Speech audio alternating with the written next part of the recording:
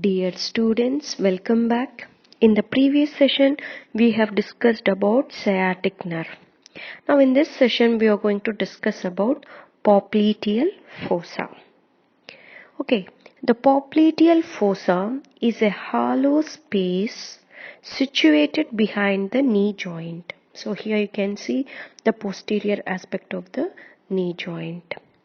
Okay, the popliteal fossa is a hollow space situated behind the knee joint. It is rhomboidal in form and it is clearly seen only when its boundaries are separated from one another. Here we can see the boundaries in this. So these are the boundaries. So with these boundaries, we can clearly appreciate the rhomboidal shape of this popliteal fossa.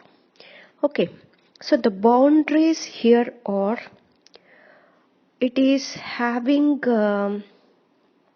upper and lower parts, and this upper and lower parts, so on the upper side it is having medial side and lateral side. In the lower half of the fossa, not exactly half, on the lower side it is also consisting of medial and lateral sides. Okay, and it is also having roof and floor also. First we will see the boundaries of the popliteal fossa. Okay, so above and laterally, which is formed by the above and lateral boundary is formed by the medial border of the biceps femoris. Okay, and if you see below and laterally, it is formed by lateral head of gastrocnemius. This is the lateral head of gastrocnemius as well as the plantaris muscle.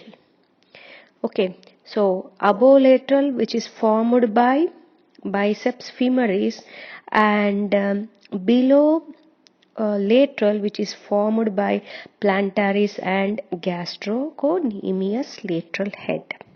Okay, now we will see above medial side, which is formed by the semitendinosus, semimembranosus and adductor magnus muscles, mainly the semimembranosus muscle. Okay, and below and medially, which is formed by the medial head of the gastrocnemius. So now you can here you can appreciate the rhomboidal shape. Okay, so these are all the boundaries of popliteal fossa. Now we will see the roof as well as the floor of the popliteal fossa. Normally, roof is mainly formed by skin, okay, and then superficial fascia and deep fascia, which is mainly popliteal fascia, forms the roof. Okay, so here some of the structures which are seen on the roof of the popliteal fossa or the posterior cutaneous nerve of thigh, and also some of the peroneal communicating nerve and the saphenous vein draining into the popliteal vein, and also the posterior division of medial cutaneous nerve of thigh. So these are also we can include in the contents, but all these things are very much related to that means these structures are more superficial. So these are related to the roof of the popliteal fossa. Okay, now we will see the floor of this popliteal fossa, which is formed by the following structures from above downwards. From above downwards. So first one is the popliteal surface of femur. Popliteal surface of the femur. Okay. Covered with pad of fat. So covered with a pad of fat. And next one is the oblique popliteal ligament. So this is the oblique popliteal ligament. Okay. And next one is the muscle, that is popliteus muscle, which is covered by the fascia, called as popliteus fascia. Okay. So the popliteus muscle, which is covered with fascia, forms the floor of the popliteal fossa. What are they again? From above downwards. So one is the popliteal surface of the femur, and then the oblique popliteal ligament, and at last it is formed by, that is normally the lower 1/3 of the popliteal fossa, which is formed by the fascia, which is covering the popliteus muscle. So these are the structures forming the floor of the popliteal fossa. Now we will move on to the contents of the popliteal fossa. So first, it consists of a pad of fat. So here you can see this yellow structures, which is called as fat here.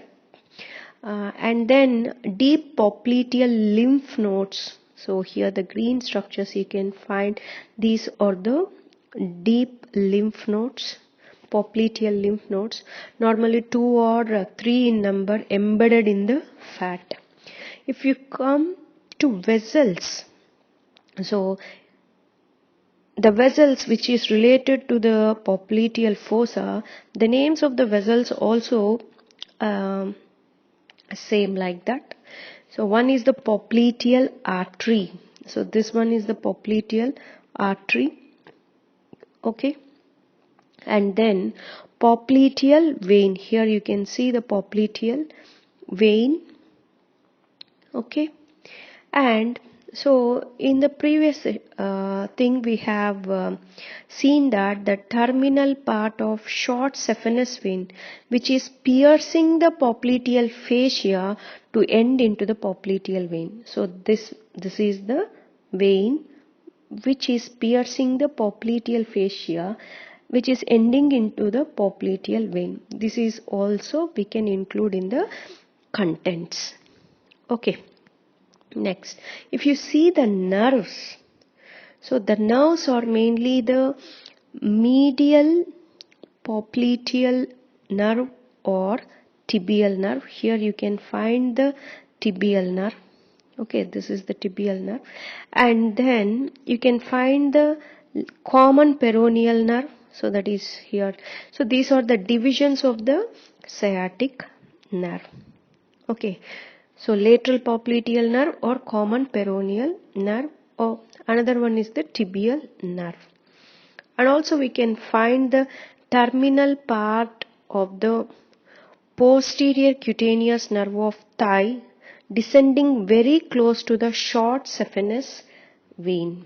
So here we can see the posterior cutaneous nerve of thigh.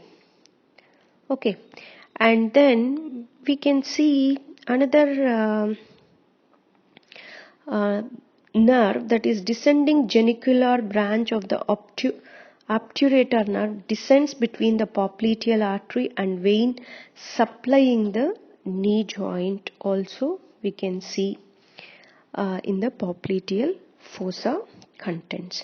So if you see the main contents here, one is fat, and next one is the deep popliteal lymph nodes. If you take the vessels popliteal artery, popliteal vein, and then nerves, medial popliteal nerve, lateral popliteal nerves. These are the main contents.